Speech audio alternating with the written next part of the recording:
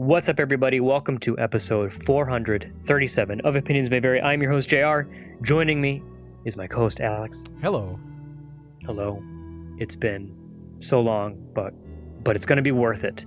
We had a little bit of break there. Alex has been a very, very busy man doing the spookiness. It is the month of spooky, and we're diving in. We're getting spooky today. We're talking about some scary stuff, in a way. We're talking about some stuff that talks about scary stuff. My fiance turned me on to a podcast called NoSleep. It's the NoSleep podcast, and every episode is a different variety of scary stories. Some have running themes. Sometimes you'll get the episodes will connect, but like seasons apart, and getting to hear different versions of people's like spooky stories. And they take open submissions. They have voice actors, and we're talking to one of the voice actors on this episode. We're also talking to the composer who makes all the background tracks and all the music for the scary episodes. But it's been a lot of fun. We listen to it often on car rides and while making breakfast, because that's the least scary part of the day. Right? That took a second to click, but when's the best time to like not get scared? While you're right. making some pancakes and eggs or something. Yeah. Yep. No one's gonna sneak up behind you making pancakes at 9 a.m. Exactly.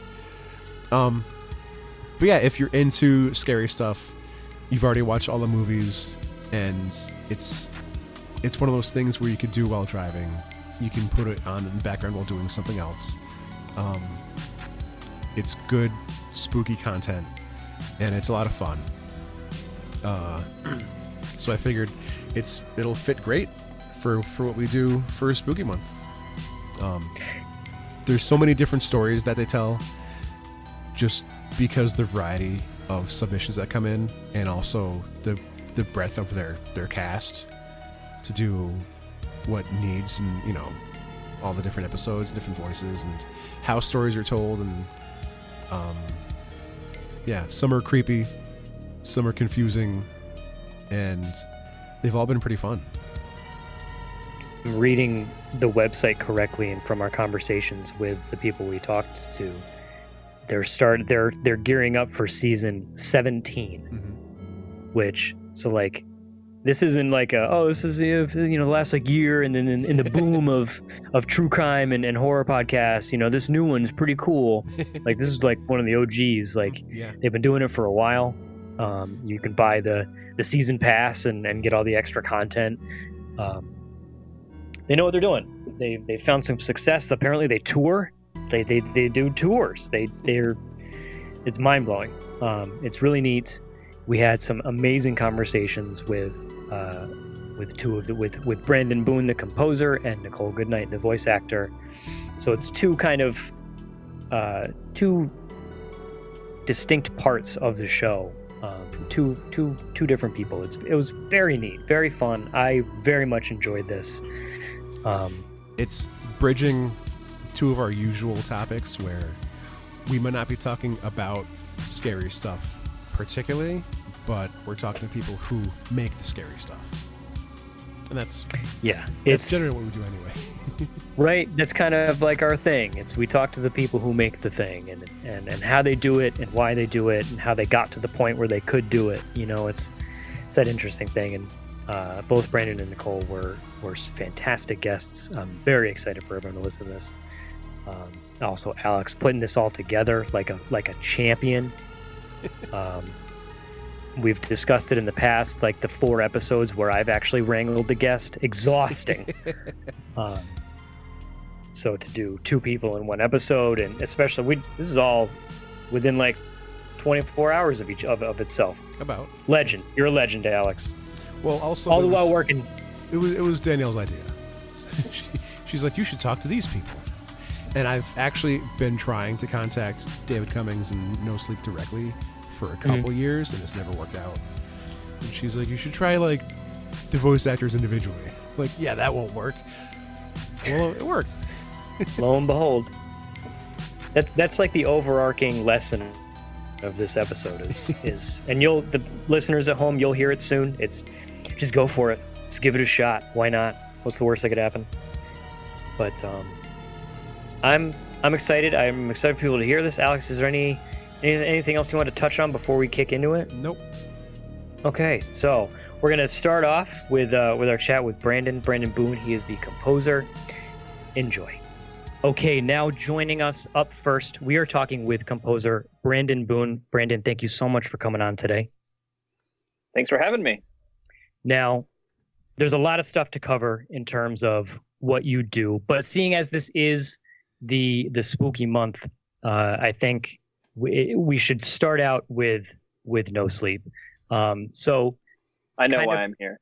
Right. You know, everyone knows their worth. I'm just, we're just getting it out of the way. I'm really looking forward to this because there is so many things to cover in my research, in my trying to come up with interesting questions. It's a lot of find the person on Twitter, find the person on the socials, then find the websites, and then find the one thing that is great about guests, kind of like yourself, who being a composer, being a musician, the work that we're here to talk about is music, is I can kind of multitask. So I can spend my workday sitting on the computer, excuse me, doing my usual work that I do for my job, also doing research in the form of listening. So I can just sit here and chill out and listen to some tunes. I got to listen to, I tried to listen to a bunch of stuff today throughout kind of like a lot of your, I guess, library in terms of gaming and the show, but I also listened to Nightfall, which was, I believe, your latest work. Yes, thank you. At least according to Twitter, it seemed to be the latest thing. So we have a lot to get to, but first, I would get nervous doing that. If I'm trying to just do my job or do my work, and some of the audio that Brandon makes, I'd keep wanting to flinch and turn around and see if something's sneaking up on me. There was one. It's what was that? Not to just completely steam. Brandon, I swear we're going to let you talk in a second. I actually had that happen. I had to pause because it's one thing because it's mostly for everything that I listen to is instrumental, sure. Which is very easy to chill and work to. I find that when I listen to music, especially a lot of lyrics and stuff like that, I get distracted and it doesn't really work. But I can't remember what specific song it was early on in Nightfall, but there was one, I can't even explain the noise, but just the way it was mixed and the way the tone hit, it felt like it was in my head. And because I had my earbuds in, I have the wireless ones, and I had to pull them out. I was like, oh my God, that was, I just experienced music. I will take a guess, and that it's "Don't Answer the Door" is probably the track you're talking about. Potentially, that would be my guess. It's the second track. That's the second track. Go ahead. It's not very a lot of the tracks on Nightfall are kind of for my in my opinion, it's me trying to emulate 80s horror, But "Don't Answer the Door" is me just kind of messing with just pure analog synthesis and making weird noises, and I don't know. I do think the only reason it even made the album was because I think it's genuinely creepy. It was, and I plan on talking about. I would like to talk about Nightfall, but I already committed. I said we were going to talk, but don't leave me to keep us on track because that will never work. I'll go into outer space. Oh yeah, I mean you're talking. It sounds like we're going to be great friends then because we are professionals at going on tangents and just completely talking about the most like on our last episode when we talked about how's COVID hitting you for a half hour. Right. So anyways, let's talk about NoSleep. Alex, I think you have a little more experience with NoSleep than me. So I might kind of lean on you here a little bit. But Brandon, how did you come to work with NoSleep? What's your role with the show? So I joined NoSleep a little over 8 years ago in the third season of the show. I started off as a fan. I started listening at, I think, the end of season 1, early season 2, something like that. And I've always liked scary stories. I grew up reading Goosebumps and all that kind of stuff. And I'm trying to remember when and where I heard this, but at some point, David Cummings, the showrunner, had put out a message saying that the show was becoming a lot of work to handle on his own. Because at that time, he was writing a lot of the music or using stock music from Kevin MacLeod. Mm-hmm. And at that point, I had a little bit of a background in music. There's a local radio station here in Cincinnati that caters to the blind and visually impaired. And I had volunteered with my wife and done some audio projects for them. So I had scored some audio dramas before, and I sent him some examples of it. And he's like, "Oh yeah, this is great." And he kind of brought me on to do one story per episode. I was just scoring one story per episode. Mm-hmm. And then I think by season 4, maybe season 5, is when I took on the lion's share and started doing everything musically, no sound effects. We're both going to talk. So what would be the process for that be? Do you listen to the whole story and then decide where to put the music in, or at least knowing how to help build drama with the characters acting? Or do you also get a script and so you have an idea of where the beats might be coming in? Like, so how do you end up forming, the score to the scary stories? So I think NoSleep, we do it maybe a little bit differently than people would expect, or how other similar shows might operate. We have pretty tight deadlines, and we do a minimum of like 2 to 2.5 hours a week. So we put out a lot of content, and with that, the quick turnarounds, I think ideally people would think that I just score alongside the audio directly and send that into the producers. But I listen to the story, and so, for example, if it's 20 minutes long, I try to write 4 or 5 minute pieces of music to cover that span. And so I listen to the story. I kind of get an idea of the beats and the tones and when, sequences, happen or moods change. And then I write the music, I put it in a folder and send it to the producer who's working on that story. And then they place the music where they feel it fits best. Is there any, in terms of the actual, like that process you mentioned, I mean, I wasn't even aware that this was a weekly thing, especially at so much time. Oh yeah. Is there a lot given those tight deadlines, do you kind of have to like nail it on the first try? Like, is there a lot of push and pull? Like, hey, this isn't quite working, or is it just? I mean, you've been doing it for 8 years, so I imagine you have, your finger on kind of like the pulse of the show. But do those deadlines do they leave a lot of room for kind of changing things up if it doesn't quite fit? I'm trying to think of the best way to phrase this without sounding really arrogant. I'm really good at what I do. No, I don't even know if it's that. I don't know if it's a luck thing or ultimately how important my job is, but it's very, very little pushback from what I send in.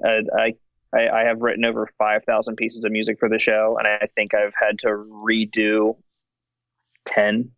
Wow. But it's always like, and that's the other thing is, I get a pretty good sense of it which is why I choose to listen to it. If I write the music to the script, it could be my interpretation could be totally different from the voice actor who reads it. So I prefer to listen to their voice and how they're going about it. But yeah, so it's very, very few times have I been told to redo something. Right. I mean, it's like I said, 8 years of doing something, not to mention, it seems like you're doing to begin with, especially if they contact you, but still 5,000 individual kind of pieces. That's mind blowing in and of itself. Too much, I think. Too much music. I'm waiting for Bandcamp to reach out. Like, you can't add anymore. We won't let you. Has it gotten to a point where you still kind of question what sound you want to make, or do you usually nail it immediately since you have so much experience? No, I still play around a lot, and I want to make sure. I think that's the most important aspect, right? Is to before melody or chords or anything like that, it's the sound. I want to make sure I'm nailing the sound. And so a lot of the times, if music does get scrapped, it's because of me. I choose to. I've thrown away tons of music that I write, and then I realize, I don't think this style fits for this after all when I listen back. So it is a lot of playing around with different instruments and synthesizers and stuff like that to make sure I have the right tone going into it. That actually is the perfect segue. You mentioned instruments and synths. I just combined the word instruments and synths to instrasynths without even trying. I like that. I'm gonna write it down for an album name. You can have that one for free. I did want to talk about kind of your process. Do you use physical instruments? Do you use mostly digital? Is it a mix of the two? Because I see a lot of, like, I do a lot of the YouTube hopping, just jumping around from video to video, and it's impossible not to jump onto or get recommended I'm gonna butcher his name, but like Mark Rebele. I don't know how to pronounce his last name, but he. Oh yes, I know who you're talking about, the loopy guy. Yes. Yep. Yes. And like he builds music using pretty much a keyboard, and like he'll change it so that it's drums, and he'll change it so that it sounds like a bass, and he'll change it so it sounds like a guitar, and blah blah blah. Do you what's your kind of composition when it comes to physical instruments versus digital? It's tricky. I'm a big hardware synthesis guy. I'm sitting right next to my Mini Moog Voyager XL, which is like my prized possession as far as synths go. But I've got some modular synthesizers. I've got a Prophet 6. I've got a bunch of hardware that I love to use, but hardware takes way more time, right. Setting it up, making sure everything's working right, making sure the oscillators are in tune. Whereas if I just boot up some software synths or digital synths, I'm just grip and rip and ready to go, So it's, while I do use hardware occasionally, the vast majority is I'm in the box. Right. And because there's a lot of interesting libraries, I've got terabytes upon terabytes of orchestral stuff and various pianos and synthesizers. Like the amount of options I have in my computer far outweigh what I have in hardware. Mm-hmm. I'm at a point where I'm not sure where to go next. So do you make tracks solely for episodes, or do you play around and like realize like, well, this is a good sound or this is a good track, but you don't quite have a home for it yet? And then make like, a bank. Might file it away to different files. Like, I do. This is I good have a for vault file. Monster in the Woods, and this is good for slasher abduction. Yep, I have a file on my computer it's called a vault, and it's just like all the titles are like soft strings and piano / case, or whatever it might be. It's just like I start working on something and I'm like, I'm kind of feeling it, and it's really coming along nicely.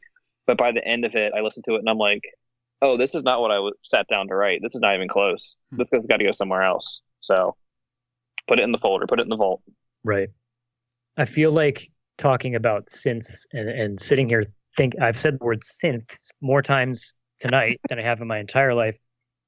Is there any other instrument that has like completely revolutionized the spooky / horror game? Like, would horror be what it is today without the use of a synthesizer? I think it depends on how you look at it. I mean, we have it's hard because a lot of people associate horror with the Carpenter, 80s right and stuff. But at the same time, when I go back, and so right now I'm currently working on our Halloween episode, so it's very easy for me to default to drum machines and synthesizers. But funny enough, I'm finding myself that isn't working for a lot of the stories this year. So one thing I have noticed as I'm trying to explore this Halloween music scape is there's I think synthesizers work a lot, but then there's like the whole subgenre of like pagan and witch and vampires and this kind of stories where synths might not necessarily fit, and you have these more natural sounds, like a lot of folk horror is, really abrasive string instruments and trying to sound as natural and close to the earth as possible. And it's refreshing too. Like you mentioned that Yes. it wasn't quite working, and it's time to maybe change things up, because you could just throw generic synth over most things, and Sure. like the layman like myself would be like, yes, this is what that needed. But I think it goes to show that you're not really content to settle for that kind of stuff. Even after all this time, it's still no, it needs to be right. And I love writing either way. Like I came into this Halloween episode thinking, oh man, I need to make sure I have fresh ideas that aren't just 80s style synthesizers. And now I'm coming to the end of the Halloween episode wishing I had found more stories to make with 80s synthesizers. So I definitely got pulled in a different direction there with the more pagan folk kind of sound. So you had said you didn't come to the podcast with a lot of experience. Is that correct? Oh, almost no experience. and yet you've come this far. Somehow I'm entirely self-taught. When I started playing piano when David brought me onto the show. I thought, I should really take a crack at learning this instrument. And so I took a few months of piano lessons just to kind of get a foundation. But I was also in, was I in school? I think I was in school at the time. I forget. It was a million years ago.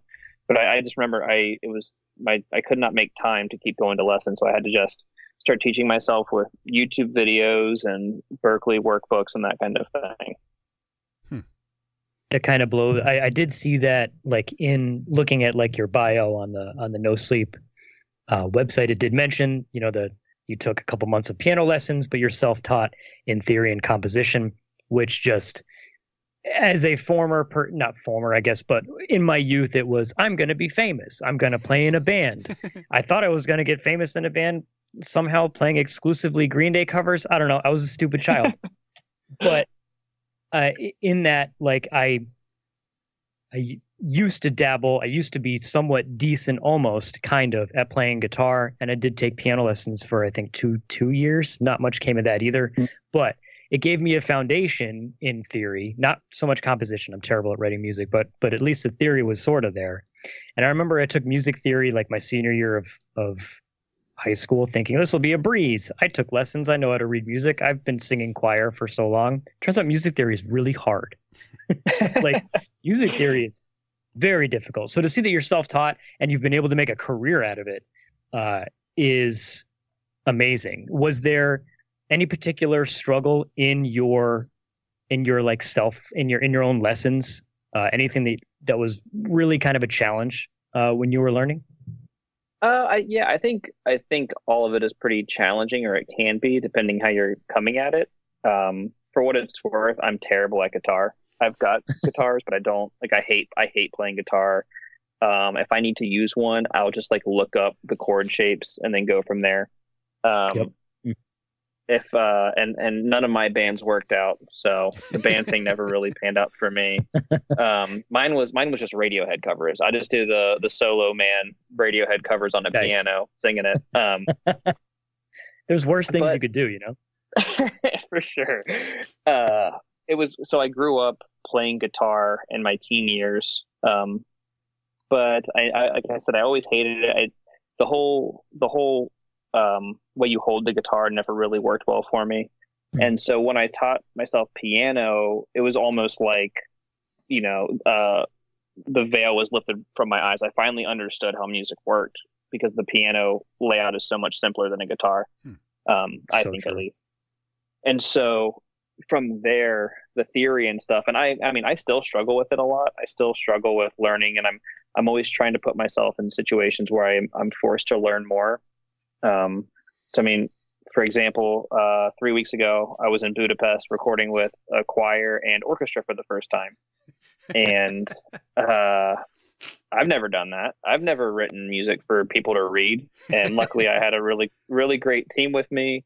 And the head composer on the project is a brilliant composer named Stephen Malin. And I learned a lot from that. So I think having other people to work with and kind of help guide you is very beneficial.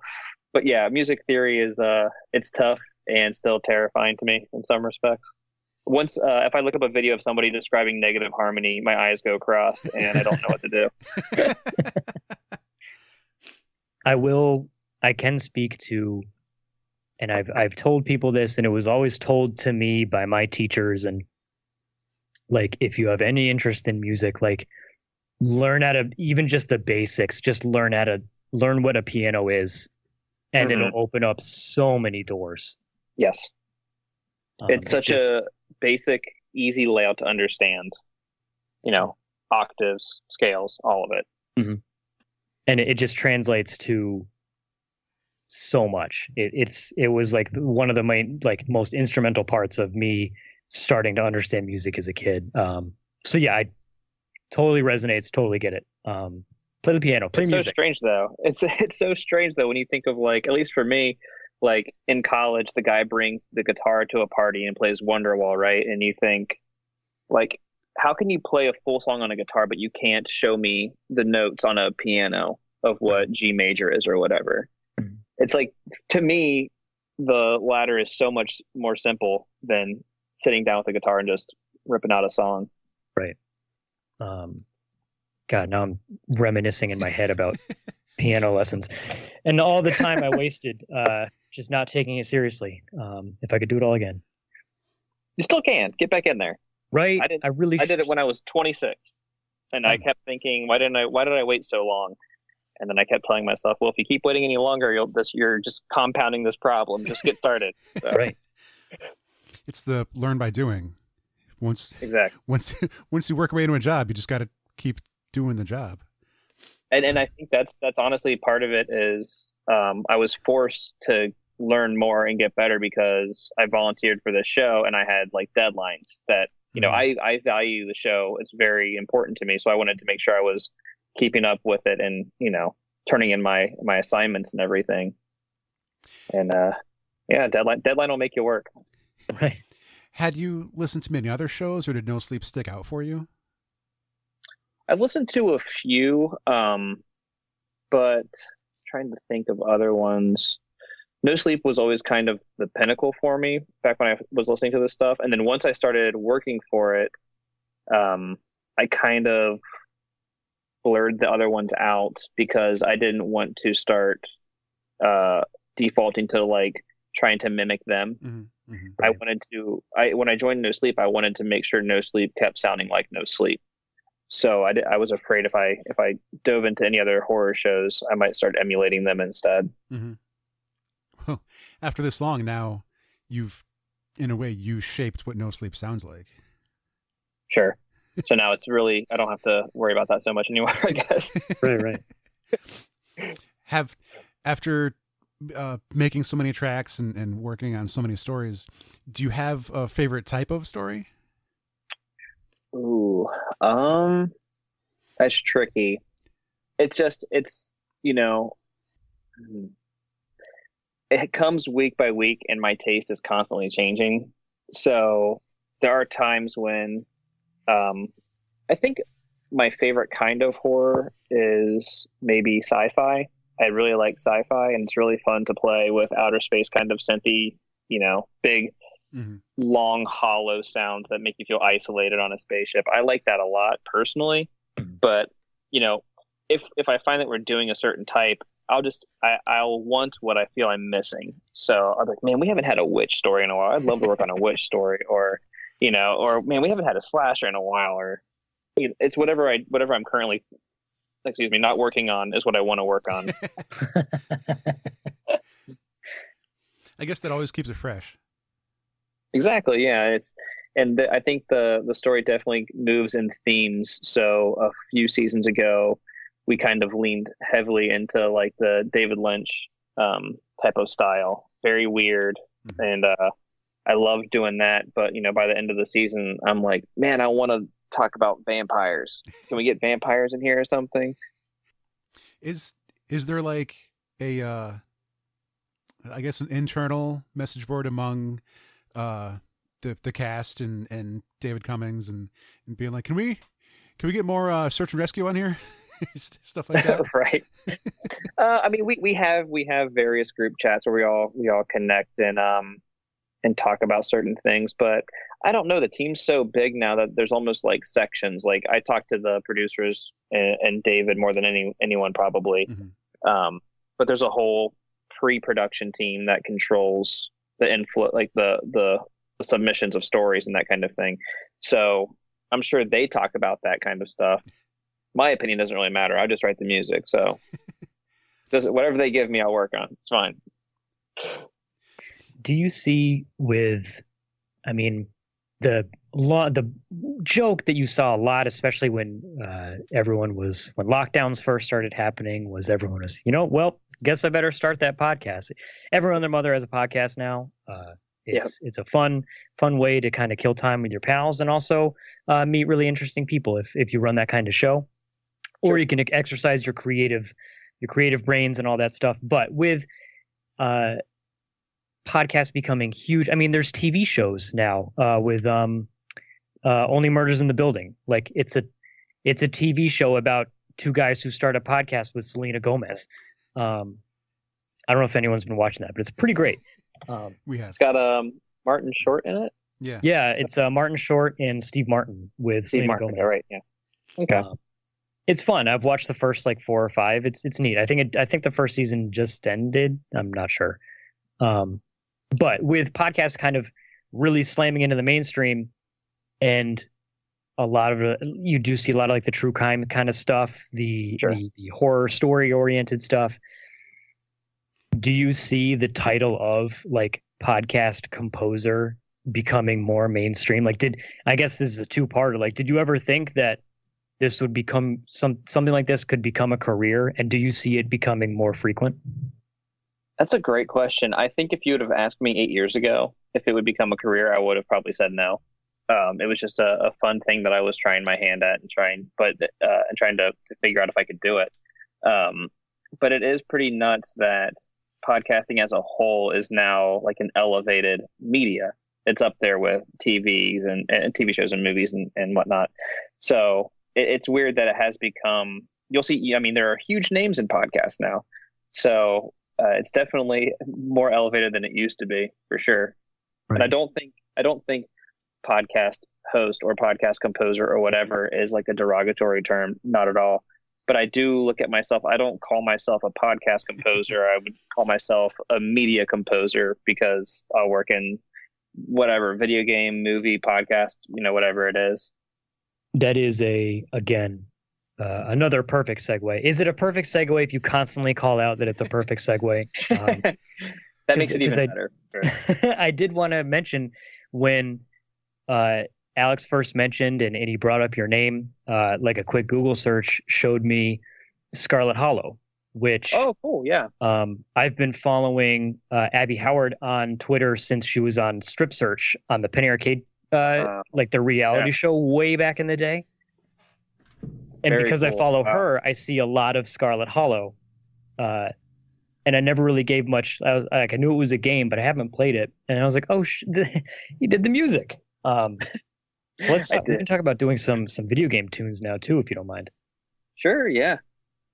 So I guess Scarlet Hollow, yes, there is that. How did you get involved in doing music for games like Scarlet Hollow, or specifically Scarlet Hollow? Scarlet Hollow is my first real video game job that I've had. I've had other things kind of come and go, but and there's some other stuff that I've worked on that hasn't the game hasn't been built entirely yet, so it's not really announced, but I've written music for other games that just don't exist yet. That being said, Scarlet Hollow, Abby is one of the artists for NoSleep. Mm-hmm. And I've met her and Tony, the developer, her partner, a few times at NoSleep shows when we would tour the country. Mm. And one day I just got an email and they're like, hey, we're going to start making this video game, and we were wondering if you wanted to do the music. And they kind of sent me the idea of like a contract and everything. And I was like, oh my God, yeah, absolutely. Let's do it. I love video games, And so that was a whole, again, like I said, finding new challenging experiences. Scarlet Hollow was definitely one of those things. And I totally changed my process when it comes to writing music for video games because of Scarlet Hollow. How so? That was one of the questions that I wanted to get to in terms of the difference in approach between scoring a video game and scoring a podcast. So especially with Scarlet Hollow, there's not really any voice acting to be heard of. It's just, you've got the art, you've got the dialogue, the story, some sound effects, and music. So the music is very upfront. And with the budget, I learned to master the music myself. And because of that, and because I'm writing for video games, I primarily work in Logic Pro on Apple. But because of this project, I learned Ableton, because Ableton is one of the few DAWs. If I'm getting in the weeds too much with music stuff, just stop me. Digital audio workstation that can export a track as a loop, which is what you need for a video game. So because of that one feature, Phil Mikowski, the senior producer for NoSleep, who did the sound effects for Scarlet Hollow, got me into working with Ableton. Whole other aside about that, his job he used to make plugins for Ableton, so he kind of built me my own mastering suite within Ableton with dials, with terms that I like more than the technical jargon. Like squiggles. Exactly. Like I turn that squiggles knob up, make it louder, and this is too muddy, turn the mud thing down. And because of that, I've kind of learned to master the tracks and get them ready for Scarlet Hollow in that way. That's one of the first things I thought of is, well, if the character doesn't move out of the scene, then the track just replays and loops over again. Yep, just sits. Yep. But like, if you can't tell the program to do that, then you have to write a piece of music that's got a loop on its own, which that's not something I had gotten to in my head. And it's tough too, because with Scarlet Hollow, like it's different than like a typical score, because No Sleep, the music is usually in the background, so there can be a lot of parts where the music's kind of slow, maybe neutral in tone, and it's not really pushing anything forward just yet until the scary stuff happens. But with Scarlet Hollow, it's front and center the whole time, and so the music writing for that, I tried to make way more melodic, not really poppier, but just kind of more like enjoyable as music for music's sake, I guess is a way to put it. So if you are sitting in a scene for a long time going through your dialogue options, you're not going to get bored or just tired of hearing the same thing over and over again. It's another one. I've become a big fan, as lame as that sounds, of video game soundtracks. I feel like, especially in the last couple of years, there's been a significant push. Like, I feel like video game soundtracks have been amazing lately in terms of like certain game. Like, it all kind of started with Hotline Miami. Yeah. Knowing that you got the vinyl of that. Yeah, Hotline Miami. Oh, right, of course, yes. Right, that introduced me to like a whole new. I was like, I didn't know this was a thing, and then our very good friend Brett flooded me with synthwave and just all this crazy stuff, and it's just, I love it. I devour it. It's great to just chill to, if you're just trying to vibe, or if you're just maybe if you're working. So listening to something like the Scarlet Hollow soundtrack, I was listening to it actually a little bit today while I was working, and it's another one of those. It's creepy, but it's also, you can just put it on and just kind of chill. I very much enjoyed it, and from what I understand, this is only the first episode of Scarlet Hollow. There are 2 episodes out now. The second episode came out this summer, I think June maybe, and we are currently working on episode 3. And it's getting rave reviews. Yeah, 7 total. I'm sorry. Yeah, 7 episodes will be coming out. 7 total. Yeah, 7. So, and I believe right now it's like 99% liked on Steam. It's crazy.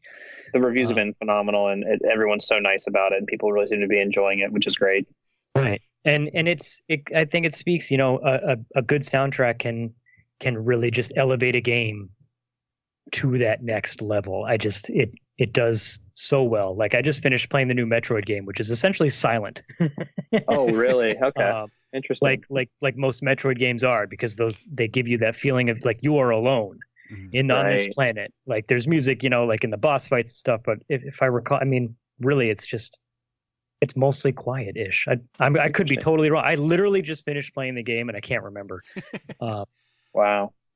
But music in video games, man, it's such an underrated thing, I feel sometimes, but like it can just elevate a game just to that next level.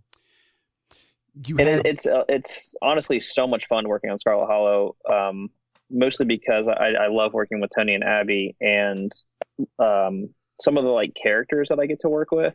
It's a totally different thing. I don't get to write, there's not many chances in something like NoSleep for me to write something like Stella or Avery's theme, where I'm writing for like, this is a good character that you could possibly date in this video game. So it's like kind of more upbeat than the stuff I'm used to. Mm-hmm. You had just mentioned doing live shows. Yes. And you had one a few days ago in New just York? Got back from New York. Yeah. So doing NoSleep live shows, is there rehearsal for that? Does everyone know their parts? And how do you prepare for doing a live show that's normally recorded? And earlier today I was doing some research and I saw, I believe it was Lexi has like a clip of some of her bloopers, just trying to get a few lines across. Yeah. But like you can't have bloopers in a live show. No. Luckily when we're on stage, everyone's pretty experienced, I think, with what they've got to do. We rehearsed for this last live show 2 times leading up to it. That being said, I didn't have the music ready for it until the day of the show, just because I normally will write music specifically for like a tour, because I'm used to going on these big 4 to 6 week long tours where we tell the same stories in each city. So I'll write specific music for that. Whereas this time it was like a one-off show. I'm already drowning in Halloween stuff, so I just had to find music that I thought would fit, that I can kind of almost be like a live DJ, I guess, kind of, because I'm just like triggering different tracks and playing on top of it with my keyboard while the actors are doing their thing. So I have the ability to kind of improv a little bit, and if something doesn't feel right, I can kind of change it on the fly without people really noticing, I think. I guess that doesn't sound very professional, does it? Well, it's I want to say it does, because after having so much experience and you're confident in knowing what works and what might not work and what could do better, and being able to, I feel like if your job is just play an instrument, then that's your only job. But if you're running a track to match the actors and then also playing along with that track, it's right. Definitely multiple things. Yeah, and it was the same kind of thing where we had rehearsal Saturday night, and I had everything set up like I would for the live show, and the music I was using for one of the stories, I was like, this just doesn't work. I totally misread how this was going to go, and I just went back to my room and just replaced all the music for that story. Damn, it's like drawing. No, I'm not going to make convention artist comparisons. That was a dumb joke. Forget I said anything. That's why. I mean, just the thought of going on tour with a podcast sounds so like, I love what people can do these days. It's just, back in the day it was, oh, someone's touring, they must be a very famous band. That's the only, or a speaker. But now, like, if it goes to show, like, this podcast, like going through the team page on the NoSleep website, it's like, oh my God, there's so many people involved with this. It's just one show. It's one podcast. It's a horror podcast. And I love that something like that can get so big that it requires it, Yeah, it's been awesome. We've done 3 North America tours, 1 European tour, and then a few Halloween off shows in like Canada and now New York. And it's one of my favorite things to do. It's so much fun. And I think that's why it feels not that it's not easy or anything like that, but it's more relaxed because the people who are in the audience are fans. They're there to see you and the team. So I don't feel as much pressure in that situation, because even if you were to, if you went to go see your favorite band on stage and one of them messed something up or did something, wacky or whatever, you would think like, oh my gosh, I got to view this, special moment in time of them being human or whatever. I know I would feel that way. So I hope that comes across when we're doing live shows, that it's more just the show is like a means just to connect with the fans more than necessarily to replicate the podcast. With stuff like the Halloween episodes, I imagine there might be a little extra pressure to kind of really nail it, given it's spooky and horror and things like that. And also with Scarlet Hollow being a spooky type of game, and you had mentioned in pre-show your life is essentially, because we were talking about how we do our spooky episodes in October, and you're like, yeah, that's pretty much my entire life. That's exactly right. Does spooky get old? Is the luster kind of ruined at all with it being, like they say, never make your hobby a job, because then it's not fun anymore. That's not the actual saying, but I'm butchering it. Does it ever get old? Not even close. It's almost the counter problem for me personally. Is I love spooky stuff so much that I do wish I had more time to consume it, but because of my job and that I love my job, that I'm creating it more than anything. So I don't get to, explore as many, like I wish I had crazy decorations on my house, like 12-foot tall skeletons and all that crazy stuff. Like I wish I had the time to really put in and like really get into the Halloween spirit. But because my Halloween spirit goes 12 months a year, it's just kind of, October doesn't really stand out to me as much, because it's just another month with more spooky stuff, but it's definitely amplified. It's the moment you could go, yeah, everyone else gets it now. Exactly. Yeah. I feel like most people are just like, oh, so you work on this kind of stuff all the time? Yeah, all the time. July doesn't matter. At least in October, you don't have to try and justify it. You don't have to. Exactly. Oh yeah, it's October. It's spooky. It's great. I don't get as many sideways glances or judgmental looks from the other parents at the bus stop and that kind of thing.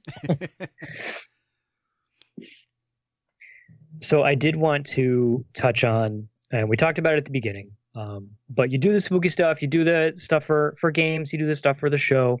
But also, you have made your own stuff. You're a musician. You're a composer. So obviously, there's going to be your own stuff. You have most recently made Nightfall, which I was able to listen to. Something like parts of it were off-putting to the point where I was like, I gotta take a break for a second, because success. A little creepy. Little creepy. Not the best business model to like consider it a success when someone turns off the music, but I'll take it. Was that what was your kind of your process going into creating the album and putting the tracks together? So a lot of my albums that are out there, Nightfall, before that, a month ago I released Neon Classica. Then there's also Into the Void, or is it From the Void? I forget. I'm bad at this. Book of Winter and Terminus, Wires. There's a whole bunch of albums I have that are basically compilations from NoSleep.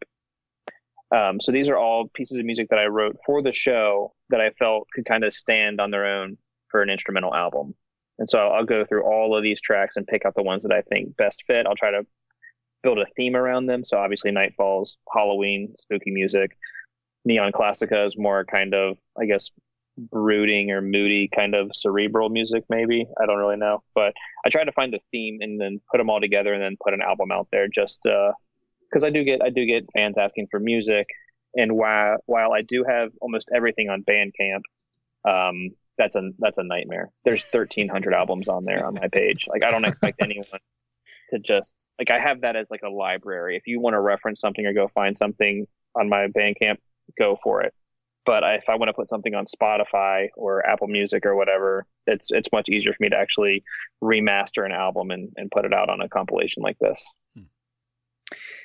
I personally was doing it on the Spotify. I found it pretty easy, but I was scrolling through like just the scrolling through the Bandcamp, and it doesn't end. It just goes. It's nuts. It's so silly. Like I've thought about, like, was this a mistake?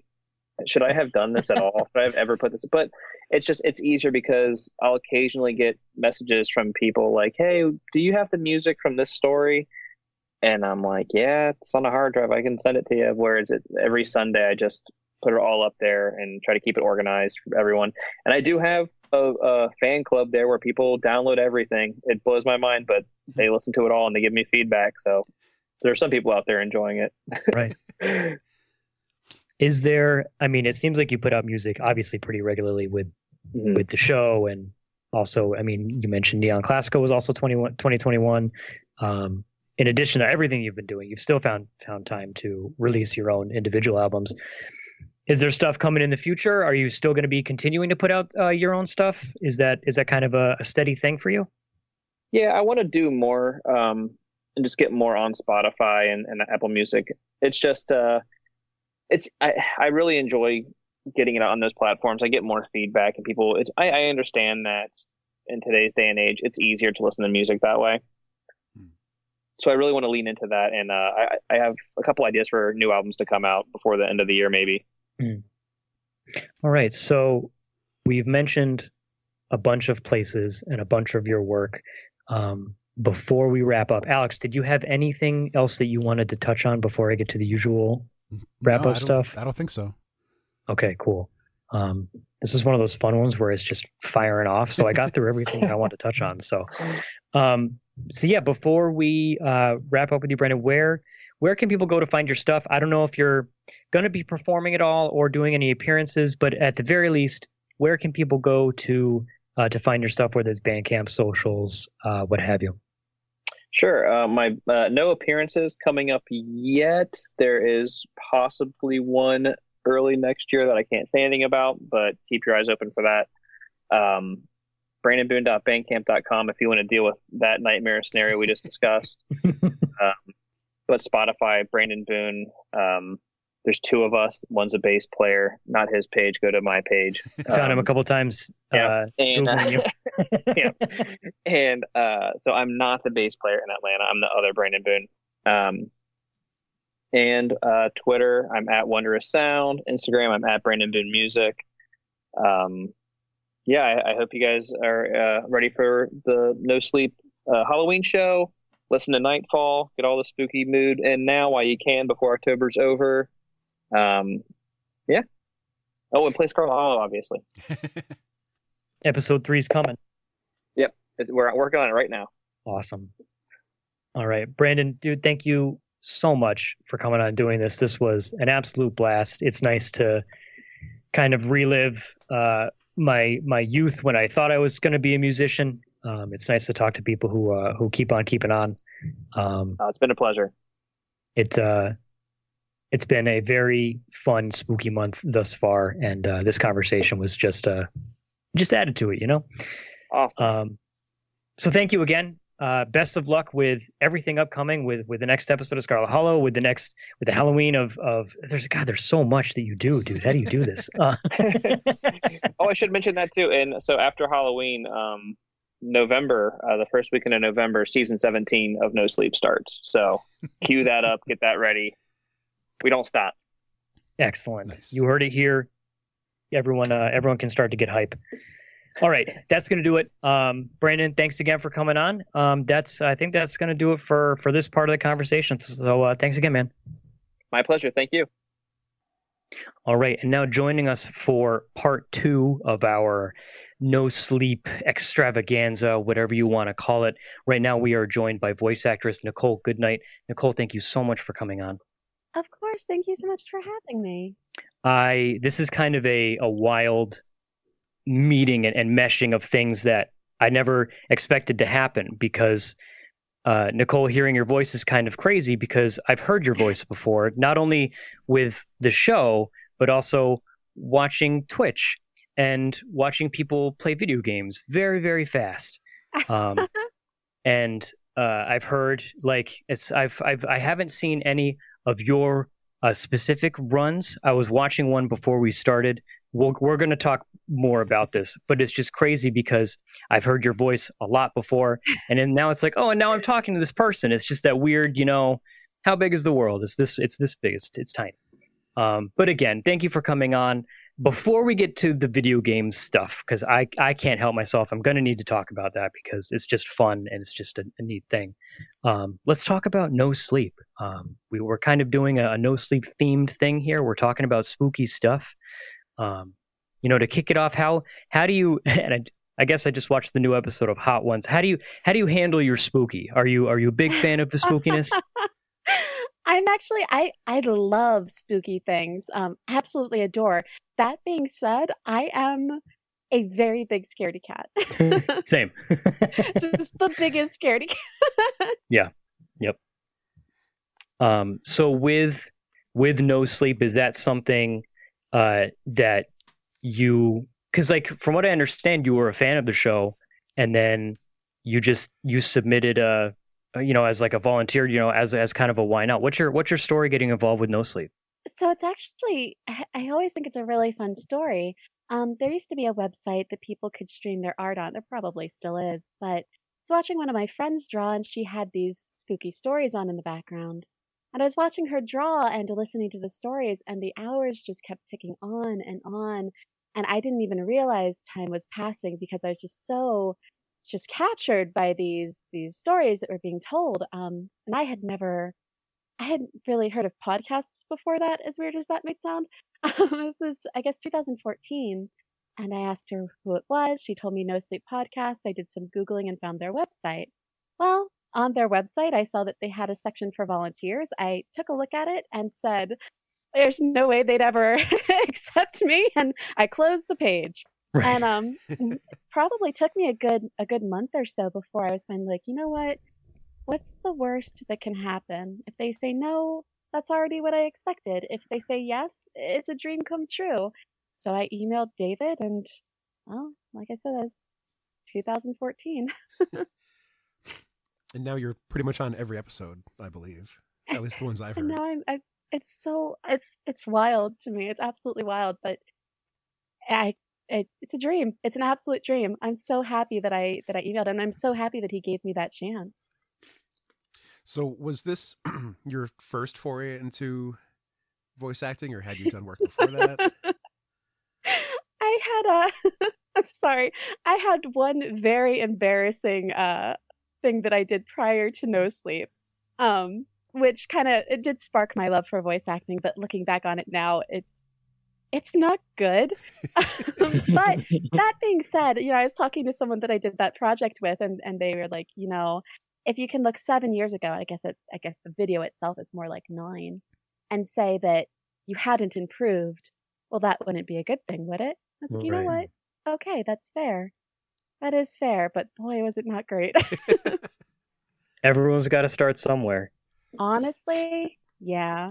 I mean, what's the adventure timeline? Like, sucking at something's the first step to being pretty good at something or something. I can't remember what it is, but it's so true. It really is. Like, we always talk, our first episode way back in the day was very rough. And not saying that we put out a very refined product, but like, we learned and we adjusted, and we've taken those mistakes and like, yeah, it was rough. It is what it is, but we've gotten better, a little bit better. I'm sure it's a lot of bit better. But that's pretty wild. It's like that, shoot your shot. Like, why not? Just go for it.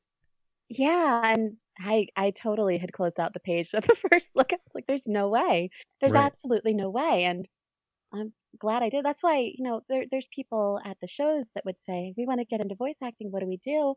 And I always encourage people, if you want to do it and you see an opportunity, as scary as it is, go for it. Because a lot of times too, if you don't get accepted into something, you'll get feedback, and that helps so much. And you could get accepted and not think you can. You believe in yourself more. You got to believe in yourself more. Right.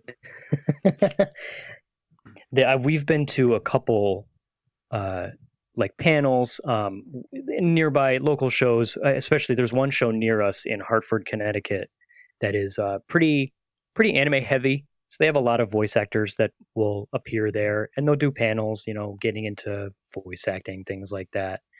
And a lot of them just say like, you need to be prepared to get rejected. That's gonna happen, but you got to keep at it. You got to, take criticism, take instruction, and just kind of refine it and just keep trying.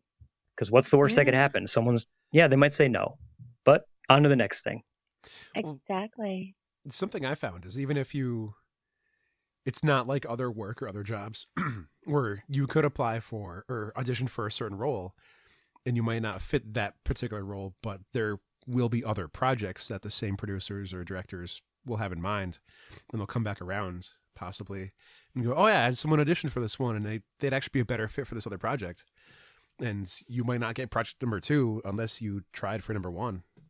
Exactly. And that's a big thing too about applying for voice work is just because you get rejected doesn't mean that you were bad. You just might not have had the voice they were looking for a role, but that doesn't mean you're not going to have the voice that they're looking for a different role. So I always encourage to just apply for everything you can. Who knows? Maybe in 7 years, you'll realize you've been on a podcast for 7 years. That's so, I'm interested because doing this for so long now, what's it, because we were talking with Brandon earlier, which was going to be the first part of this episode, and he was talking about how it's a weekly thing. He's been doing it for I think 8 years, so only a little bit longer than you've been doing this, and it sounds like it's pretty consistent. Like, what's it like working on this show, like with such tight deadlines and coming out with an episode pretty much on a weekly basis for doing this for so long? What's it been like for you in terms of doing the show, working on the show? Has there been any, in terms of taking criticism or like not criticism, I don't want to say that, but pushback, working on changing things? What's your experience been working on NoSleep? Yeah, I really like our process. So we usually get lines. It used to be pretty close to when the episode would air, but now it's a little bit in advance. So usually we'll get the lines and they'll be due within the week, and we'll send them in. And usually the follow-up questions are really fun. I never hate getting follow-up requests because sometimes it's something like, can you just I don't know, scream for us, or like, hey, just give us a scream. Just give us a scream. Can you get some coughing? I have to re-record something later because I had sent it in and I got a message from one of our producers and he's like, hey, so we didn't tell you this when we sent this, but can you do this in a Southern accent?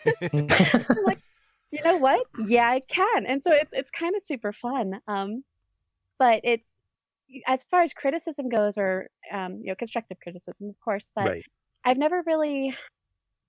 can't think of a real instance where that's happened with NoSleep, because a lot of the lines you kind of get your own style, and they do very well with casting and who they think is going to play the role that they imagine. And sometimes authors will have requests as well, but the one I can think of is I was told recently even that I do a lot of cold reading. I like to cold read because I feel like I can get some pretty genuine expressions and reactions and things like that. But I had a talk with someone and she said, hey, there's a couple stories coming up. I'd really like you to read them first.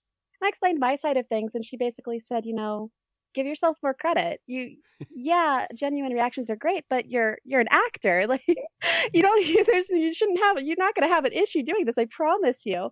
And so that's one of the big things that I can think of, and one of honestly the only things that has been like, hey, can you do this a little differently? Otherwise, I don't know how they do it, but their casting is perfect. Like, when I listen to a story that has someone in it, everyone always fits so well. I have so much respect for everyone that works in NoSleep. It's such a great. I love them so much.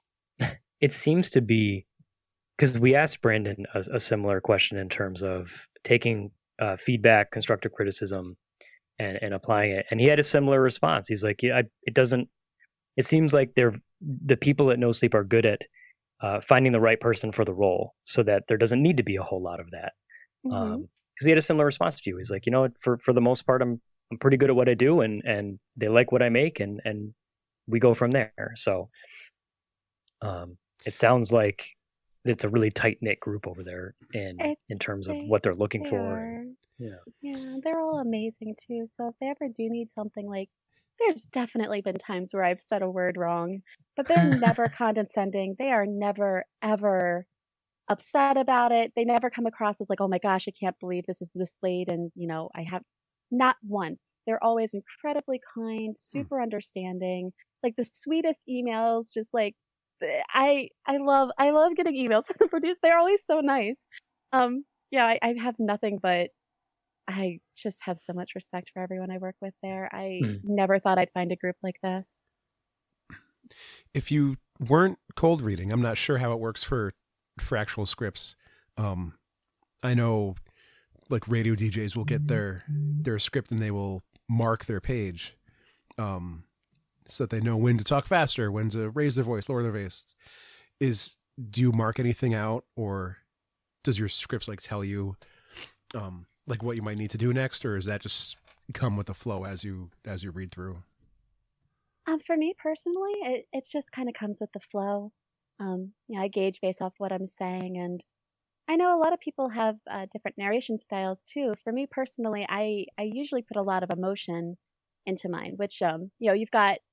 I always look at the two sides of the spectrum. You've got full of emotion, and then you've got your like narration, which is separated from the character, which both are great, but both play different parts. I usually do a lot of emotion, so I guess I kind of just go with that flow of what I'm feeling that the words are kind of conveying at the time, which I do the same for cold reading too. So really, I guess the process isn't too much different between the two for me. But reading in advance does give me a chance to, if there's a twist or something that I need to know about, to kind of have like a hint of that in my voice earlier on in the story, then that helps a lot, knowing that that's coming. Whereas maybe there's a twist I'm not supposed to know about. In that case, cold reading would have helped. They both serve their place, I think. But I like both of them now. I used to be cold reading only, but ever since it was suggested to me to try reading through a couple first, I really do enjoy that process too. Do you have a preference as far as the story goes between something that's more narration driven versus like being a character in a play? It's tough. I think it depends. So I really do like narration driven, but I like our live show scripts so much, where you just have the kind of full on interacting. There is no narration. It's just character to character. That's so fun to get to do, especially in person, where you can play off of each other and kind of look around and see each other. I love it. That's another and it's so, you'll have to forgive me because I can't help myself with it. Like, it's a lame question, but did you ever imagine that, you mentioned just opening up the page, no, that'll never be me closing it, and then going back to it, submitting it on a whim, why not? And then you get to perform live on stage with these people, and you've been doing it for 7 years, and now you make a living from talking. Is that something that you were aspiring to, like, growing up, like thinking about, I want to be a spaceman, like that's what I wanted to do? Is that just wild? Were you ever imagining something like that happening? Yeah, so strangely enough, I always wanted to do something with my voice. But a lot of that is because my mom really, really, she loved my voice so much. And she was always encouraging me. She said, one day in life, you have to do something. And I would always brush her off, like, Mom, stop. You don't know. You're just saying that because you're my mom. Right. But, now that I do stuff like that, it makes me so happy, because I know that she would have absolutely been incredibly proud. And it's the best feeling ever. But no, as much as I wanted to do something, I still to this day think it's so odd, and it's hard to believe that I get to do this. Like, even going on tour, I never in a million years would have imagined that I would have done that. Even being a part of NoSleep, I started in 2014. The first tour is in 2017. Never. If you had even told me in 2016, if you had told me in 2017, I wouldn't have believed you. Because Me personally, I'm super shy. I'm terrified of speaking in front of people, like in real life. Like I'm just a scared little mouse essentially. But there's just this kind of certain thing about, going on stage and having people be there because they love what you're so passionate about putting out. And it's a feeling that is absolutely unmatched. It's the best feeling in the world. Just that people love what you love to do because there's just so much appreciation. We couldn't do this without the people who love what we do, and it's just they mean so much, so much. And so to be able to meet people and just get to talk to people who enjoy this thing that I never imagined I would even be doing, let alone live, is just amazing. And gosh, oh my goodness, I just love it so much. It just means the world to me. So in terms of like, now that you can make a living, your career, and your main kind of thing is using your voice.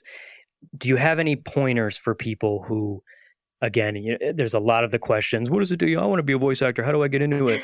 In terms of taking care of your voice, is there any kind of secrets, tricks of the trade that you've learned going? Because like back when I was in show choir, is, oh, hey, chug this lemon juice. It's the cool thing to do. It'll make your vocal cords better. Don't know if that actually worked, but it was like a rite of passage at the time. Do you have any kind of pointers for people who may be trying to get into this and maybe taking care of yourself, because that's how you make the money, with the voice? As someone who doesn't do this enough myself, hydrate. Keep hydrating. And when you think you've hydrated enough, you haven't. Continue hydrating. I am awful at I actually, like, weird Nicole lore, I don't feel thirst at all. I That's just don't wild. get thirsty. Apparently it's not a normal thing. I was literally just talking to someone last week about this, but I could go entire days without drinking because I just don't feel thirsty.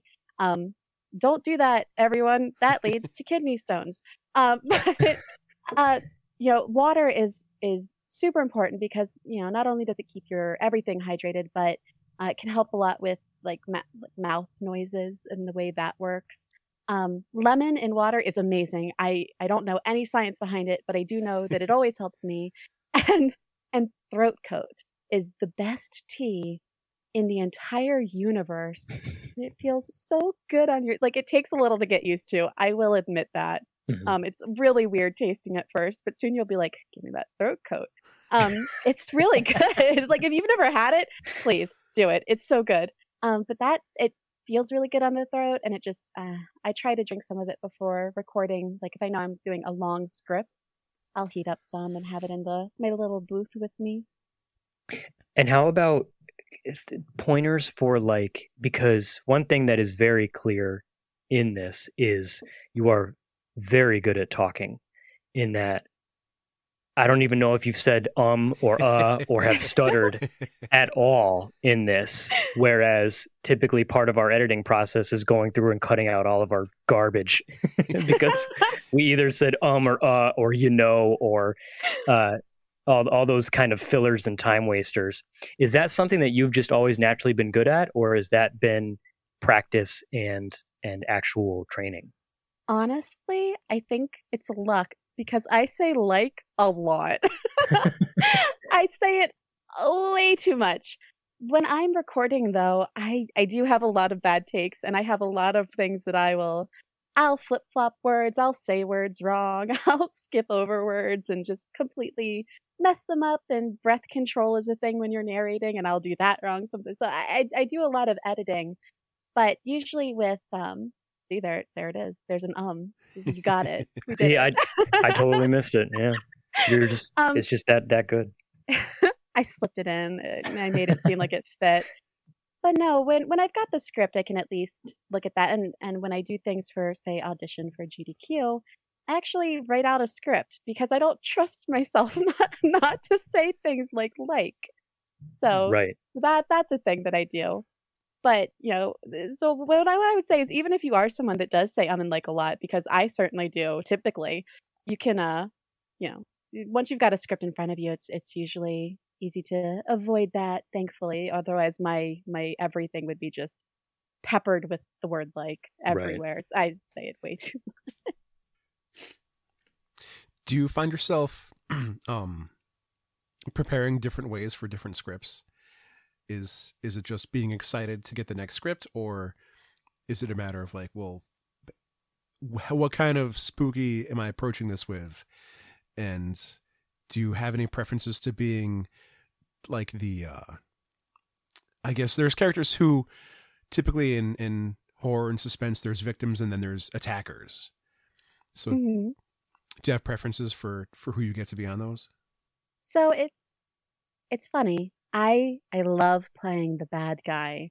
That being said, I don't typically get to play the bad guy. So my next up, and what my favorite one is that I currently do kind of more often, is the, gosh, I'm trying to think of a good way to explain it, because the victim, yes, but like the scared, possibly crying at one point in the script, terrified, doesn't know what to do.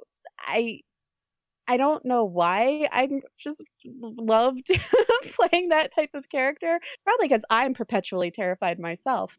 But that's one that I like a lot. As far as preparing for them, I never used to do anything. But in 2018, I was talking to Erica Sanderson about how she got into character for different types of characters, older characters, children, and she gave me some really good tips that have helped a lot that I do now.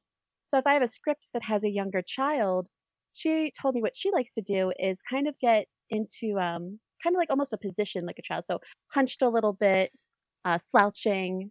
The way you have your body can affect how you're talking. So just kind of getting into that feel of, okay, if I were a kid, how would I be sitting right now? I certainly wouldn't be, back up, legs down, proper sitting structure, and just kind of almost physically getting into that type of character. And that's always really fun, especially now that I do that, because if I get a kid, we're like, okay, time to slouch up and like crunch up and kind of bend my head in a weird way. it's just really, really fun. But more often than not, I would say I'm probably playing a teen or a young adult-ish role, I would say, that's a victim, or at least, friends with the victim, or someone that has got just ability to react to the situation, and I really like doing that.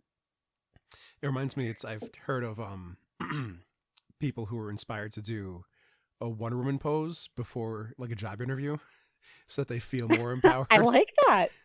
I never heard of that. I love that. Yeah, it's like go in the bathroom, look in the mirror, and put your fists on your hips, and like you're about to block some bullets with your bracers. I just did that in real life. Just now, made sure I've got my hands on my hips. I'm like looking up to the right. I love this. This is my new favorite thing. That's a brilliant way of kind of psyching yourself up. I dig that. I do. I like that. In terms of future projects, is there, because obviously with the with the show, and also your experience with video games, are there any projects that you'd especially like to gravitate towards, where would you like to break into like the video game voice acting, the television cartoons? Is there anything that you're especially interested in potentially doing in the future? For sure. My, let's say, 2 dreams is to be in a video game. And to be fair, I actually have done a line in a game, which was an absolute dream come true. I would love to do more. I think that would be amazing. And animation. I would love to be in animation. I think that would be amazing. I love doing just voices that I think are pretty suited for things like that. And gosh, that would also just be a dream come true. I think we've mentioned the video games. We've mentioned GDQ a couple times. Yes. I'm not sure if I can hold off any longer, because I am very interested to talk about that. In that, it's something that I've me and a lot of us, it's always, yo, GDQ's this week, and then it turns into scouring the schedule, seeing the things that we might be interested in, and then especially in the before times, it was hang out, get together, and watch like oh, this block looks really interesting. Let's watch this. Let's all get together and watch this. Been a little less of that, obviously, but it's still a really neat thing. How did you get involved with the Gdq events? Yeah, so I started watching GDQ probably late 2018, early 2019. So I hadn't really been into it that long. I always loved video games, but I didn't even know it had existed for the longest time. Mm. And I was watching AGDQ 2019 and just kind of was fascinated by all the different runs and the hosts. It was, a couple of different hosts that I had heard that I loved their energy. I loved that they were, they got to interact with the runners and they got to talk about video games and they were doing this all for charity, which is amazing. And I just thought how it would feel so good to kind of bring a voice to those comments that are donating. And I just really loved it. So I was talking to one of my best friends about it and he said, you should apply. And I told him, no, they'll never accept me. We're seeing a theme, right? I was going to say, there's a habit. But I did it anyway. So my first time applying for host was SGDQ 2019, and I got in, which was an absolute shock to me. Did you get to, in terms of being a host, because I'm, and you'll have to forgive me, I think I kind of get it, but it's not just you host multiple times throughout the entire thing, correct? Correct. Like, do you get to pick when you might want to be interested in it, or is it just you're assigned this block or however that works? Yeah, kind of. So when you get selected and when they tell you that, hey, we've gone through all the auditions, because you do have to audition for it. They send a email and you can email them back and let them know kind of what communities you're involved in, if you know any of the runners and want to be their host if possible, things like that. And they do their best to work around that. And then they fill in the gaps with, some people, they're whoever, honestly. And I'm one of those people. I have certain communities I would love to host for, but put me anywhere, really. I just love to do it. So they do. They do take that into consideration. And I think that's really, really cool of them. Because maybe you're involved in a certain community and you get to host for that community. And I think it's really special to be able to do that. Mm-hmm. Was there any particular, because the Gdq events stream for, famously, they go for, and I probably should have started this, Gdq Games Done Quick. It's a week-long speedrunning event that raises money for charity. And it's an amazing thing. They started out like in like a tiny little boardroom of, I don't even know if it was a hotel. I think it was. And like there was a couch and there was like 20 people in a room and they just play video games for a week. And it's blown up into such a massive thing. And they've managed to keep going through the pandemic and doing GDQ online, and they still raise absurd amounts of money in the millions of dollars throughout the week. And it's a great thing because not only do they raise all the money, there's prizes, insane prizes like donation incentives. And it's just fun because you get to watch a lot of like tons of games, both your favorite games and also maybe games that you didn't even know existed or games that you've been interested in, but you never got around to. And you get to see them get broken down and just annihilated. Yeah, but it's really an amazing thing that they've done and continue to do. I mean, they not only do they have, AGDQ and SGDQ, so twice a year at the big events, but in between them, they also have like Flame Fatales, Frost Fatales, so many different things, and they just do so much and raise so much for charity. And again, just amazing, nice people. I've met some. My first GDQ was in person. And I met a group of friends that I still talk to. That was their first time ever meeting me, and my birthday fell during the week of SGDQ. They surprised me by taking me to like an escape room and to dinner, like just the sweetest, most thoughtful people. Mm-hmm. And some of my closest friends that I have now are from GDQ that I met, just going out on a whim and throwing in an audition and good hoping. Right. Do you have any? Sorry, I just came up with a question to bring it back to NoSleep. Do you have any plans to write your own stories, or after voicing so many, is there something that you feel is missing that you would want to add? I've actually considered it. Not because so much I think anything is missing, but because I've always kind of liked to write. That being said, and I know this is going to sound like, oh, this is just Nicole saying she's bad at something again, but I think this one's actually true. I'm not a great writer. I think I have good ideas, but actually getting them on paper, I don't think my execution is that great. That being said, I've considered reaching out to some of my friends who are authors with NoSleep and kind of discussing them with them sometime, maybe collaborating on something, which I think would be really, really cool.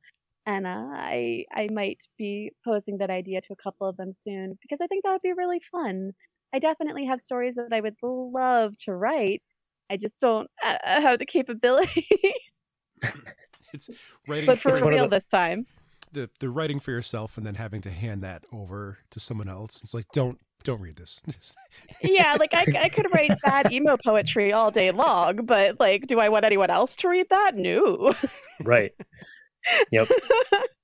It's bad enough getting torn apart by teachers in high school. Yeah. It's like, I'm just trying to get through the day, man. You don't have to. Okay, so this question has been burning my brain, and Ooh. I've tried to research it. I've tried to look into it to get the answer beforehand just so we could talk about it. But I couldn't really find an answer without committing like 5+ hours to the research, which unfortunately I didn't have that kind of time. Mm-hmm. So with all that said, what in God's name is Catternese? I can't for the life of me. I think I kind of get it. It's like sort of there, like from context, but I can't figure it out. What happened during that run to spawn this thing? Oh God, okay. I love me a good Catternese story. So I want to say it was 2014, Pokemon X and Y was released. Don't come at me if that's wrong. I'm pretty sure that's right though. I want to say I had Pokemon Y, and that was when they introduced mystery trades. Now in mystery trades, you take one of your random Pokemon. Well, you got to select, so you took a Pokemon and you traded it away, and in reply, you would get another random Pokemon that you had no idea what you were getting. So you could be trading away a level 72 something and get back a level 2. You know, it's a total, you have no idea. So I was super excited, and I traded away, I think like a level 30 something Pokemon. And in reply, I got like a level 4 Caterpie, and I was like, son of a gun. Like, I got a stupid Caterpie. But see, the thing about this is that trainers can nickname their Pokemon. So I got this Pokemon, it came out and its name was Knees. And I'm like, Caterpies don't have knees. And this was just the highlight of my day, my life even at this point, dare I say. So I became I just was in love with this stupid Caterpie named Knees. I had a plush commissioned of him, everything. So fast forward to, I think it was SGDQ 2020. I was hosting a Pokemon run. And I thought, with the Pokemon run, and I want to say it was the last run of the event, but I could be wrong on that. Usually you're pushing for donations because, of course, we're raising money for charity. And at SGDQ, it was Doctors Without Borders. And a good way to do that during Pokemon runs is for Pokédex donations.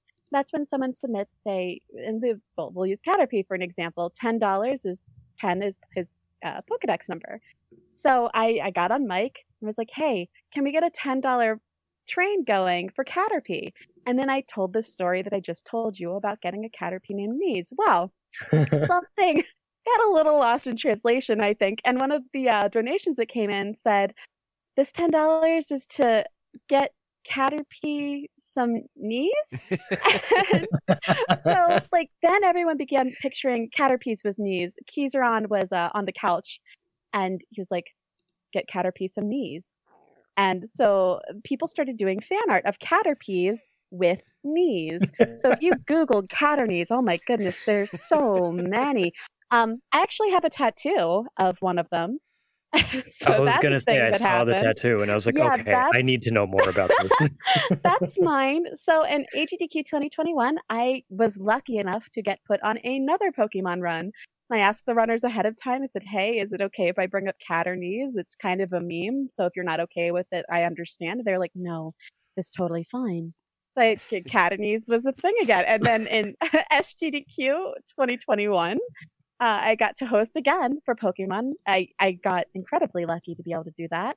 And I messaged both of them. It was a race. I messaged both of them ahead of time and was like, hey, cat or knees? And the response from both basically was, please, cat or knees. So I brought up cat or knees again. But the funny thing about SGDQ 2021, and what you might have found if you do search cat or knees, is that there's some blasphemous photos of Weedles with elbows. Oh, now, Weedle with elbows was made to combat Caterpies with knees. It was made by Humphrey. And he basically wanted something to try to dethrone Caternies, which did not work. But it did spawn a lot of new fan art. And then people, Twitch chat being Twitch chat, decided to come up with as many cursed Pokemon as they could. So we had Venonats with necks. We had we just had Dittos with noses. And so I kept getting donations with just these horrible mashups of Pokemon and limbs. And it was just this whole thing. And it was hilarious. It was so much fun. But yeah, cat or knees. It all started because of the Caterpie named Knees, now fused into one word. And some of the fan art, I mean, all of the fan art is amazing. Some of it is cute. Some of it is terrifying. There's one that I always think of, the Caterpie's like at a shop and just looking at this pedestal that has legs on it. It's very cute. So yeah, cat or knees. I felt exactly like Charlie in It's Always Sunny when he's trying to figure out who Pepe Silva is, and like with all the stuff on the wall, like his just scrolling through like Twitter and Instagram, like I'd see like you would mention cat or knees, and I was like, I don't know what that is. And then I just keep going, and then it starts like weed into my brain, like why do I keep seeing cat or knees? And then I'm watching the run where I believe it like sparked, and like one of the Pokemon at the end of the Whalmer was named cat or knees. Yep. What is happening?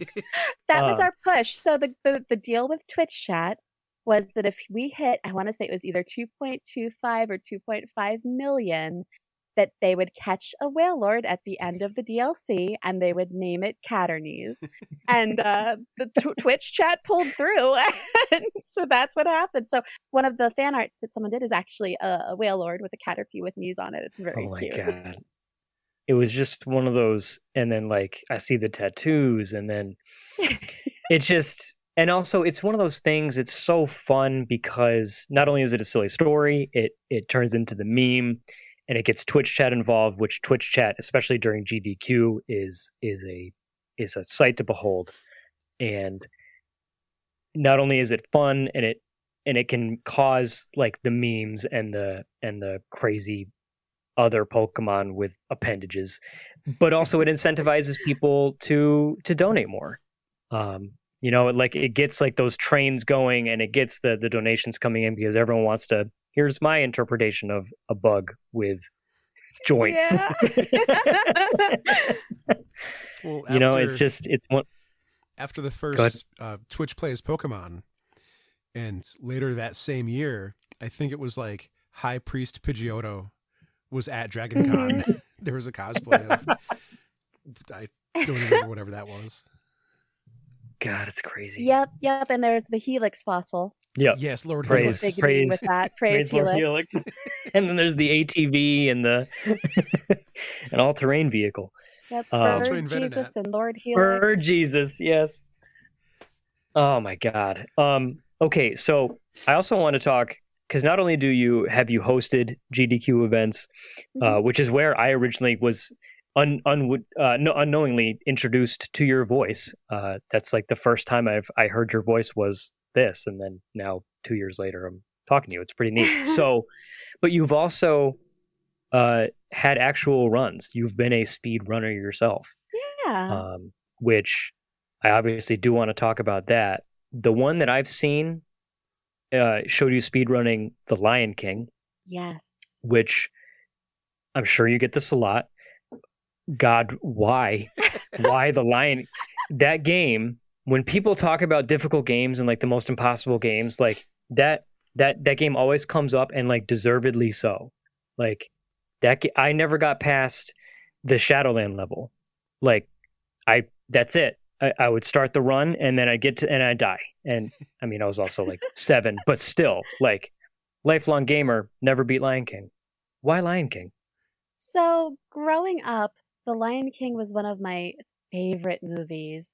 We had a dollar theater nearby, and we didn't go out to see movies much because they were pricey and we didn't have a lot of money growing up. But the dollar theater was something that we could do. So my mom and I would go there and we watched The Lion King. And I think we actually got to see it a couple times in the theater, because this is, of course, back when a dollar theater was legitimately a dollar. Right. When I was a kid, when Lion King came out. And so I didn't have a game system myself, but the person that I carpooled with to school had a Game Gear, and they had The Lion King on it. So I would play it in the car all the time, and when I was at their house waiting to be picked up. And eventually, I had a friend that I had that had the game, and I would play it at their house. And I just really, really loved the game. It took me a very long time to beat it, but I did really love the game. So I had forgotten about it for a very long time, and I went to SGDQ 2019 in person, and I decided that I kind of wanted to try to speedrun something. So my first hit actually wasn't going to be The Lion King. It was going to be Bloodstained, or I guess not Bloodstained Ritual of the Night, but the other one, which I'm completely blanking on now. But then, and I still do plan on doing that, funny enough. But then I thought, wouldn't it be neat to play The Lion King again? So I looked it up, and there was an amazing guide written, and I said, I think I could probably do this. And it's a really cool feeling to beat a time that you didn't think you would be able to beat. So I eventually got to 16 minutes and 15 minutes, and then I said I'll never hit 14 minutes, and then I hit 14. I said, well, I'll never hit 13. I hit 13. I said I'll never get sub 13, and my best time is 12:56, which I have yet to beat, but will one day. But that was my first speedrunning game, and I love it. It is a very hard game casually, but I will admit that speedrunning it is a little bit easier than playing it casually, because you avoid a lot of monsters. Just a lot of them. That's wild on so many levels. I have so many follow-ups, but I guess I'm going to start with, how did you go about like just deciding? Because I remember one time watching like GoldenEye, and the GoldenEye speedrunning community is enormous, and I was like, I played a lot of GoldenEye, I could do this. And I remember I found my N64. I was like, yeah, I'm gonna play. I was like, oh god, this game's hard.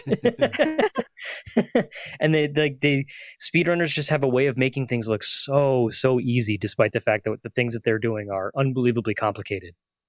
So what was it like picking up a game and then just decide, I'm gonna learn how to speedrun this, and then do so in front of thousands and thousands of people? It's definitely weird. There are some tricks that I thought I would never get. One in particular is called Boulder Skip. It's in Simba's Destiny, and it saves a good, I want to say like 7 seconds, and this was the most frustrating one to learn, probably, because no matter what guide you looked at, basically they all said the same thing, and that was, this is kind of how you do it, but once you get it, you'll know how to do it. And that made no sense to me, and I feel like such a jerk now, because I've talked to people about Boulder Skip that haven't been able to get it yet, and I'm like, look, you gotta like jump, and you gotta swipe right and then left, but just trust me, once you get it once, you'll know how to do it. And it sounds stupid, but it's so true. And I never thought I'd get that skip. I spent literal hours just save stating at right before that, trying to get that skip, and never once getting it. And then one day I got it, and then now I can usually get it pretty quickly. But the feeling of like accomplishment that you get when you do that, and it's just same thing with beating the times, thinking that I would never beat 15 minutes, 14 minutes, 13 minutes. And there's definitely some difficult skips in that one that to this day it's near impossible for me to get all of them in a run, but even just getting a couple of them that I've struggled with in the past, it just feels really nice, because it's just really fun to play something that you used to play all the time and be able to get these little things that you never even knew existed. you can skip all of level 9. I mean, or like it's 8 or 9. I think it's 8. You can skip the entirety of the level. Like, I wish I knew that as a kid because that was the hardest level. Right. But it's just really fun to get to break it down and try new things and practice getting them, and all that work finally pays off and you get it. It feels so good. What's it like doing it in terms in the actual live stream? Like, is the added pressure there, like with all the people watching, or have you just done it so many times that it's just like riding a bike? It's absolutely terrifying. It's absolutely terrifying.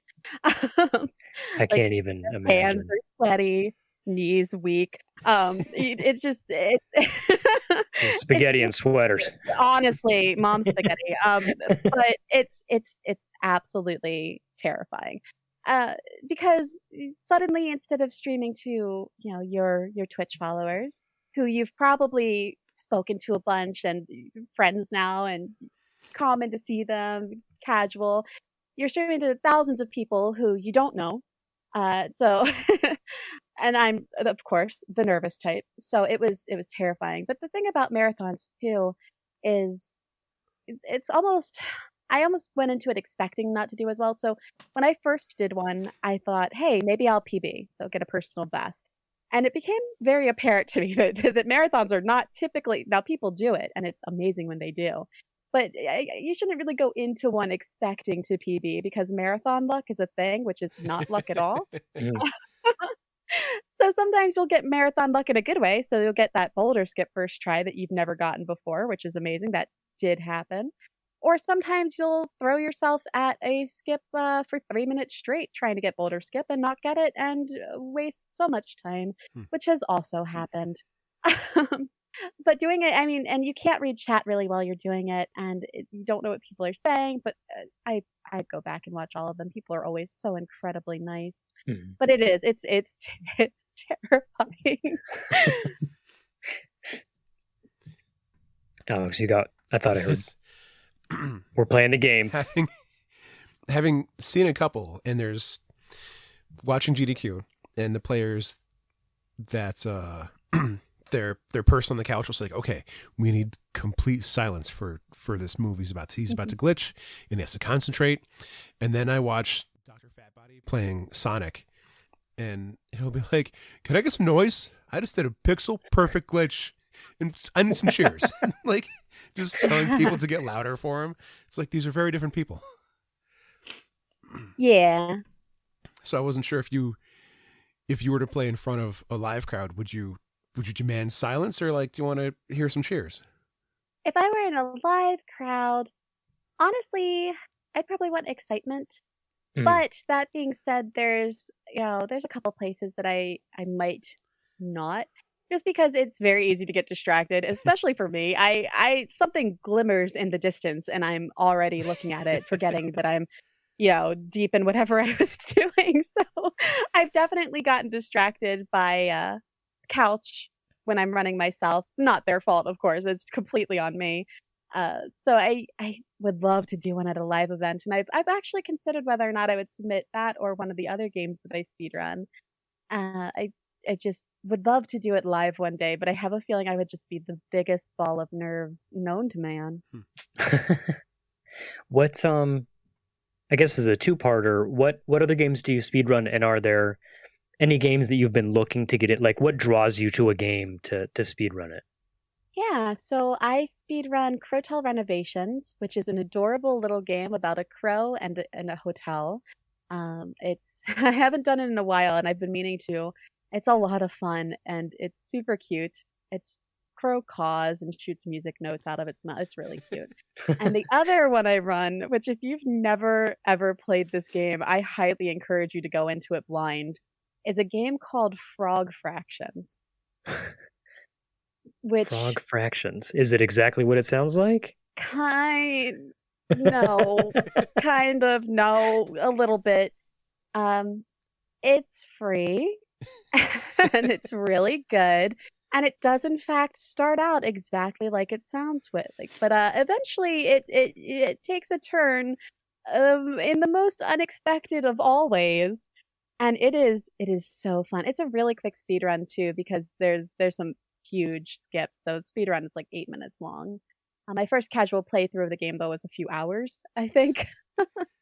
It's very, very good. And there's a second one too, and it's just there's a DLC which adds hours of content, but it's a joy. I always say, if you've never played Frog Fractions, do yourself the favor, because you won't expect any of it.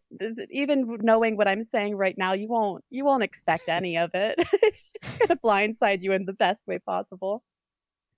In addition to the speedrunning, we've also we touched on it a minute ago with Twitch. It's also something that you are active in. What got you into Twitch?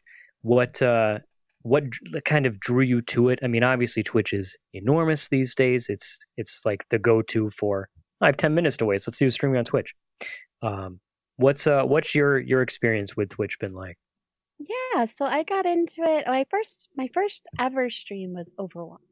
I don't even remember what year it was, but I didn't really do a lot on Twitch. Then I got into GDQ, into it, like interest into it and hosting, and thought, well, when I picked up The Lion King, maybe it would be fun to stream that. So my early streams, other than the couples of one-offs here and there, were all Lion King speedruns. And then from there, I decided to do kind of a more frequent thing and made it weekly, and did Spooky Saturday, which is where I play a spooky game or spooky adjacent game. Excellent. And from there, I just kept going, and I kept adding new things. And sometimes I'd be bored at 2 a.m, and I would stream Frog Fractions, which is the thing that happened. And now I made a VTuber, so I VTube, which is super fun.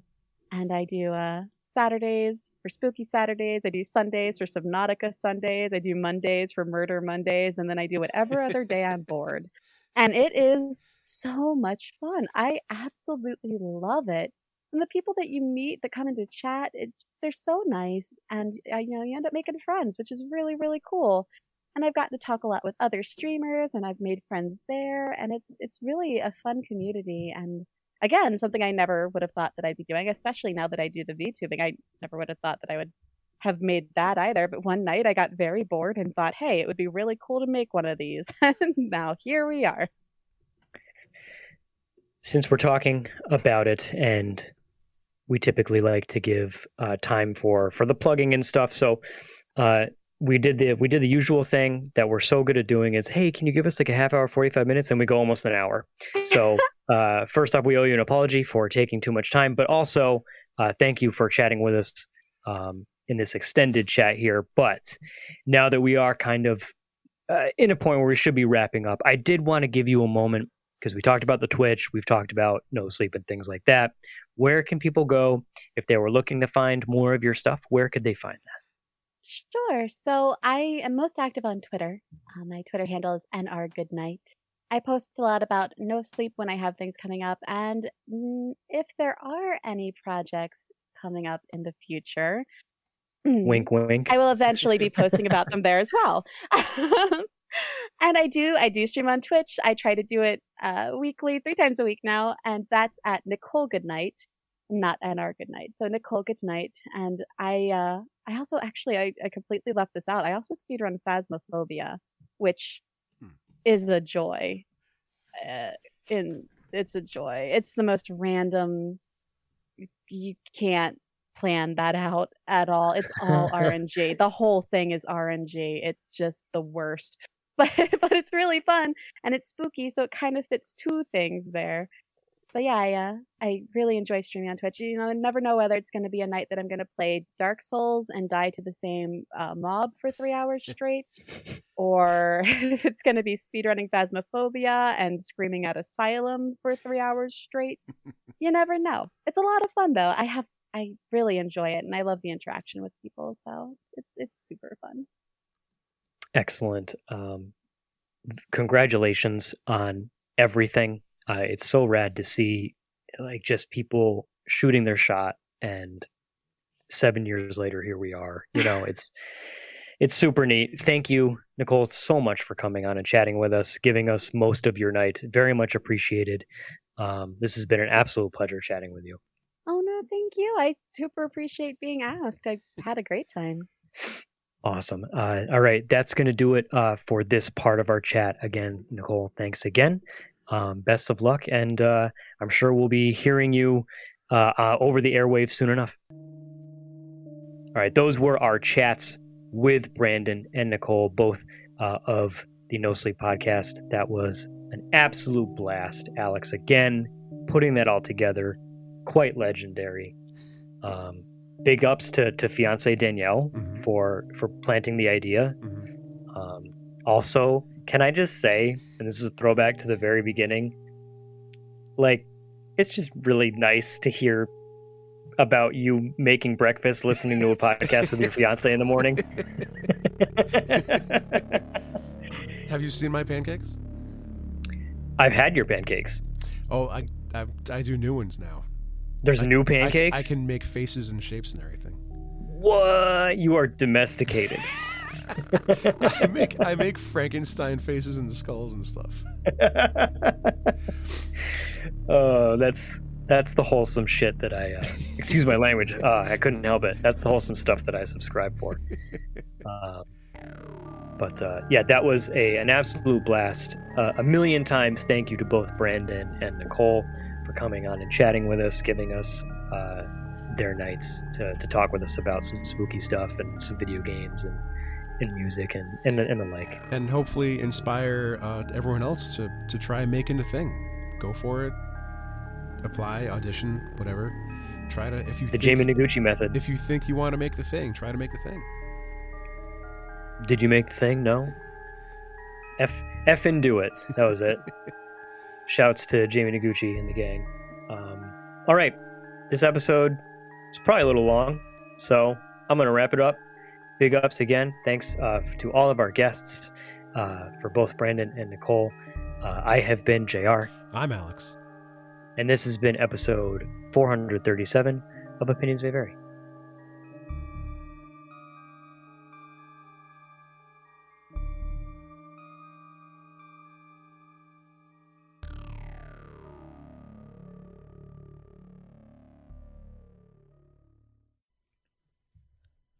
Hey everyone, if you liked that episode, be sure to follow us on Facebook and Instagram at Opinions May Vary, and on Twitter and YouTube at OMV Podcast. You can also find us on Spotify or on our very own website at omvpodcast.com.